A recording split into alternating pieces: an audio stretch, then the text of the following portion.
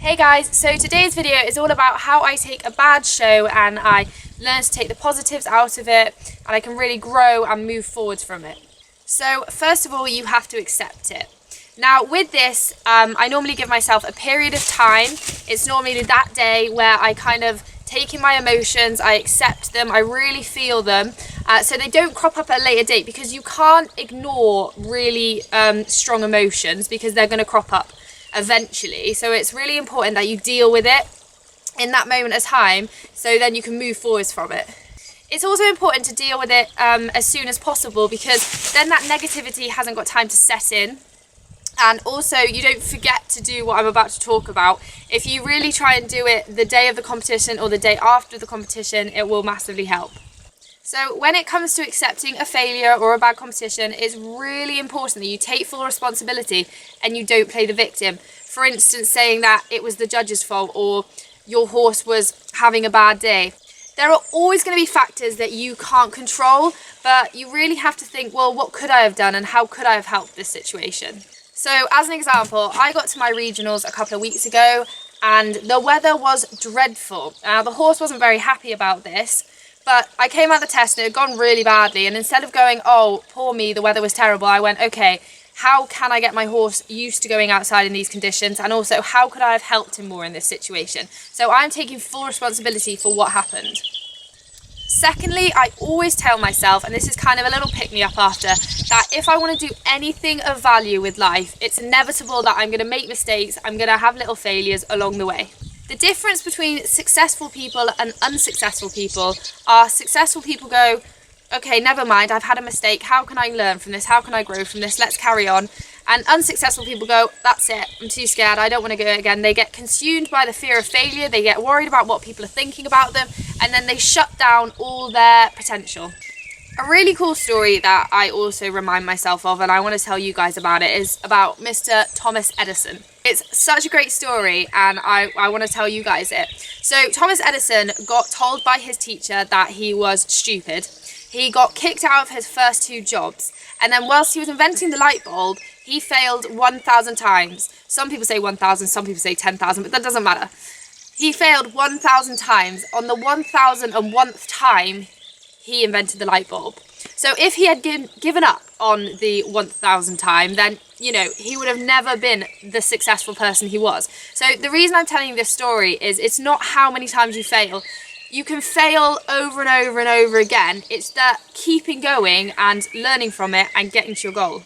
So I've read a lot of books on successful people and entrepreneurs and business people and athletes, and none of their stories go, okay, I started here and it was all plain sailing.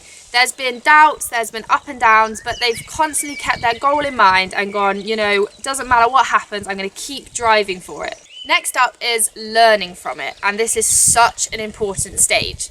I think you learn more from your failures. Well, I think I have definitely learned more from my failures than I have from my successes. So what I do now, when I've had a bit of a bad show, I ask myself 2 questions. I say, what could I have done differently? And also, what can I do next time? So if you're going to ask yourself these questions, you have to be brutally honest with yourself. There's no point in lying to yourself, because the only person you're hurting in a way is yourself. So you may as well just be upfront and honest. So get all of it written down. It doesn't matter if you go, oh, well, I can't achieve that for next time. Doesn't matter. If it's maybe like a 5-year, 3-year or 2-year goal, that's fine. Get it written down there so you remember that you need to start chipping away at it.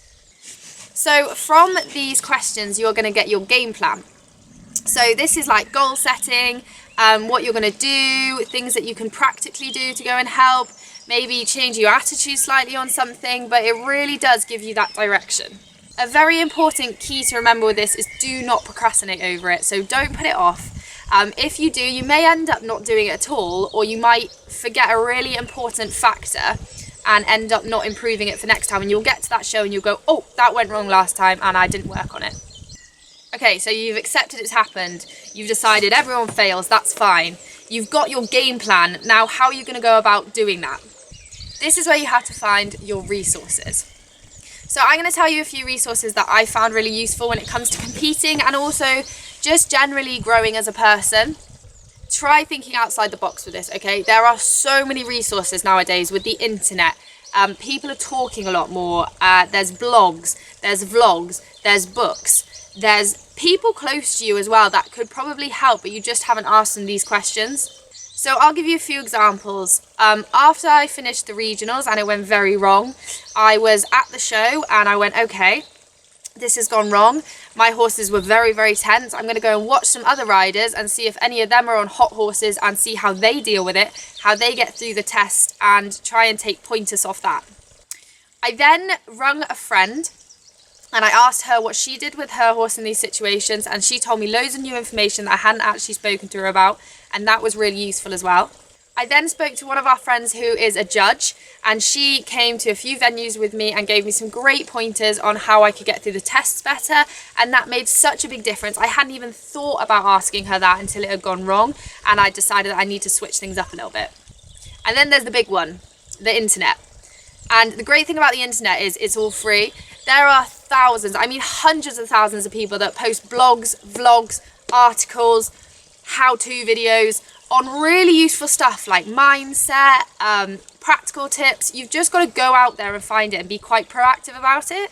So dig deep on this one. You have to really use all your resources, because there may be a big one that's in front of you and you're just missing it, and it could be the game changer. So have a think about people you could talk to, vlogs and blogs you could look at to help, books you could read to change your mindset.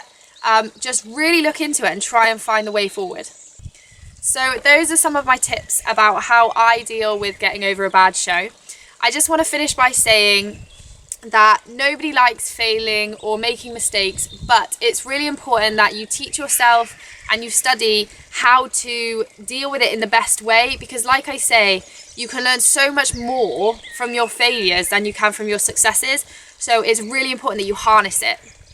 If you've enjoyed this video, then please comment, tell me the bits that you liked, tell me the bits that interested you, tell me your stories, share it, and I will see you for the next one.